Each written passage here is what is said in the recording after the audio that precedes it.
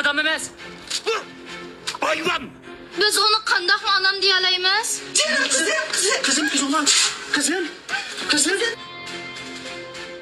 İkinci kısım. Ata balalıktan ayrılış toxtamayı.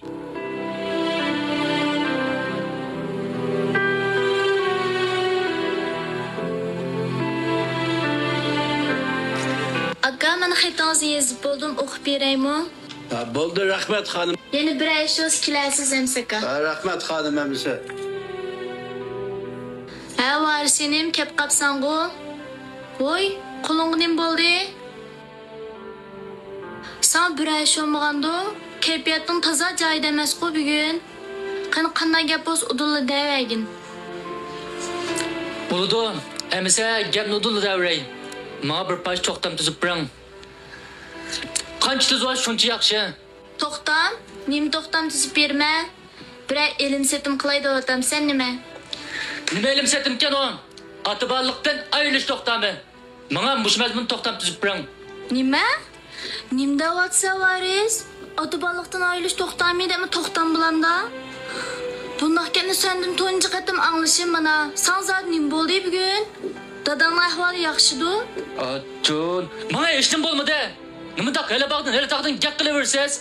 Dadam yaxşı bulamdı, yaman bulamdı demek karınız. Bu gapni anlamagan bolsanız, emdi anlap qo'ying.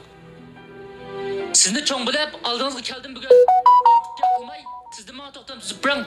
Siz buning deyman.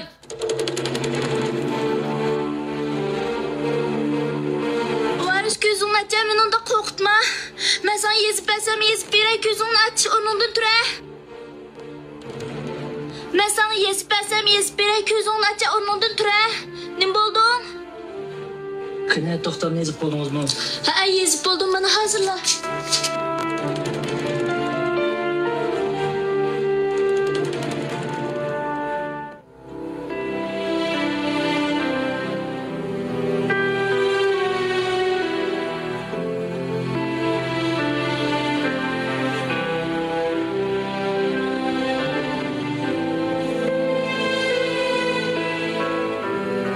Sen buningdan keyin mening dadam emas.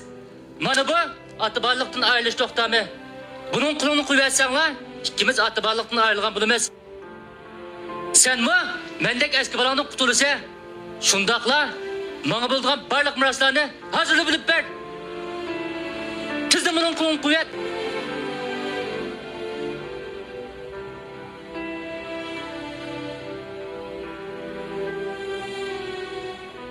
Nima çayыңni? Pokiga aytib pishib yursa, ha? Achchig'ingda yana bo'qlarni shuraq qilib qo'yay deb o'ylatam sen. Shunda qo'yilgan bo'lsang, deb buni ikkining kech. Mening achchig'im kelsa, seni har nima qilib zarayman. Anladingmi? But o'lmaydigan qiri.